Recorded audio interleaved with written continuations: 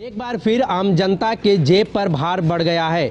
बता दें कि पेट्रोल डीजल के जो दाम है वो 80 पैसे प्रति लीटर बढ़ा दिए गए हैं। तो वहीं दूसरी तरफ अगर घरेलू गैस की बात की जाए तो उसमें भी इजाफा हुआ है। पहले 935 रुपये का था, अब 997 के आसपास गैस का जो रेट है वो पहुंच गया है। उसके बाद से हर कोई परेशान नज़र आ रहा है। इस समय हम राजधानी लखनऊ के एक पेट्रोल पंप पे मौजूद हैं। हमारे ठीक पीछे पेट्रोल पंप है और पेट्रोल की अगर कीमत की बात की जाए तो आप साफ तौर पर डिस्प्ले में देख पा रहे हैं कि जो पेट्रोल का रेट है वो 96 रुपये 6 पैसे प्रति लीटर हो गया है। लेकिन उसके बाद से आम जनता का क्या कुछ कहना है, उन्हें किस तरीके की दिक्कतें हो रही हैं, हम एक बार उनसे जानने की कोशिश करेंगे। हमारे साथ मौजूद हैं यहाँ पे लोग जो पेट्रोल डलवाने आ रहे थे। सर, क्या नाम है आपका? My name is Farooq Khan.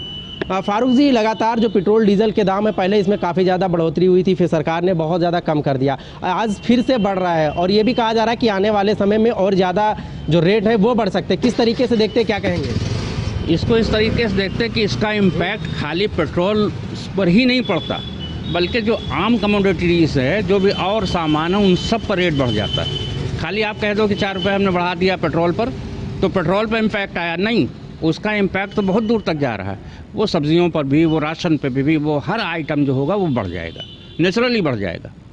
तो अपर क्लास है, मिडिल क्लास है, वो तो झेल लेगा इन सब चीज़ों को, लेकिन लोअर क्लास के लिए बहुत बूते के बाहर वाली बात है। बेतहाशा महंगाई बढ़ती जा रही है, इसका कोई निदान नहीं है।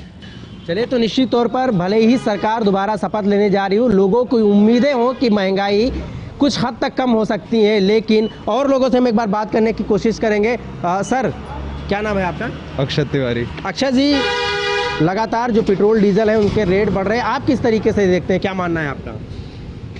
देखिए, इंटरनेशनल इश्यूज भी हैं काफ़ी सारे।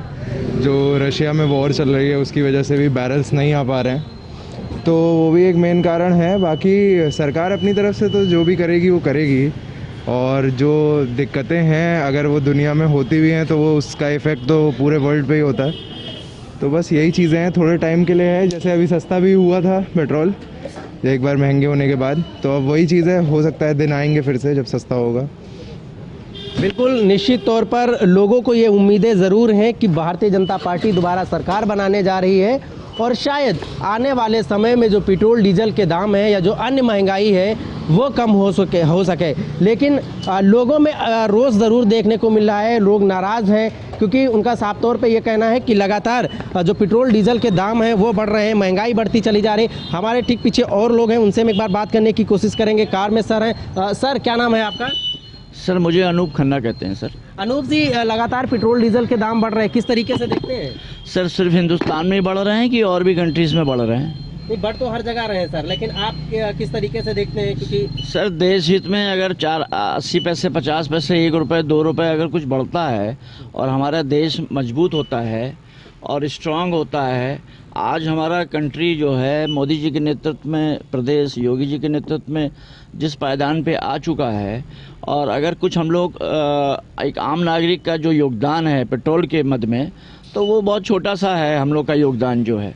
तो हम नहीं समझते हैं कि इसका कोई बहुत ज़्यादा प्रति व्यक्ति पॉकेट पे भार पड़ेगा, और ये देश हित में बेस्ट है जो भी है। और ये नेशनल पॉलिसी, इंटरनेशनल पॉलिसी है पेट्रोल की जो है, वो खाली प्रदेश सरकार के या देश के सरकार के हाथ में नहीं है।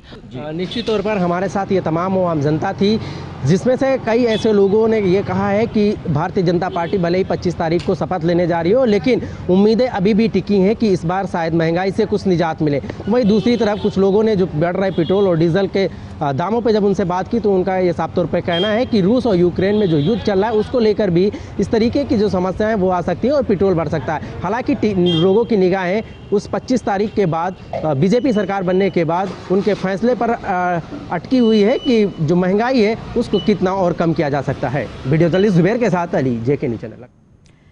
तो पेट्रोल डीजल के साथ साथ आज घरेलू जो सिलेंडर है उसके दाम में भी इजाफा हुआ है। ऐसे में रसोई पर इसका इम्पैक्ट पड़ा है। महिलाएं इस पर क्या कुछ कह रही हैं, सुनाते हैं आपको। लिए तो बहुत मुश्किल है, हम लोग काम करने जाते हैं, इतना पैसे तनख्वाह इतने ही रह गया और हमारा जितना बढ़ रहा है ना रेट, हर चीज़ की रेट बढ़ रही है, सब्जी की, तेल की, स्कूल की फीस की कोई माफ़ी नहीं हो रही है, कुछ नहीं हो रही है। इतना ही दिक्कत हो रही है ना, हम लोग को खाने पीने में कम करना पड़ रहा है। क्या कहना चाहेंगे सरकार साहब? सरकार को बोलना चाहूँगी थोड़ा सा कम करें, हर चीज़ में थोड़ा सा कम करें। स्कूल की भी कुछ करो।